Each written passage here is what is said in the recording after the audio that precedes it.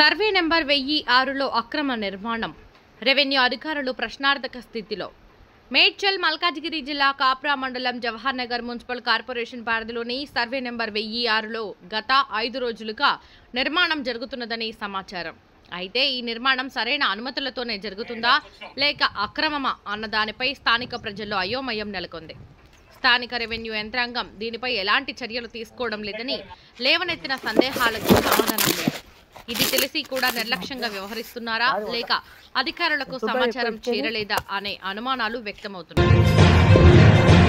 ఈ నిర్మాణంపై హైడ్రా దృష్టి పెట్టాలని, తక్షణ చర్యలు తీసుకోవాలని జవహర్ నగర్ మాజీ సైనిక సంఘం కమిటీ సభ్యులు అధికారులను కోరుతున్నారు.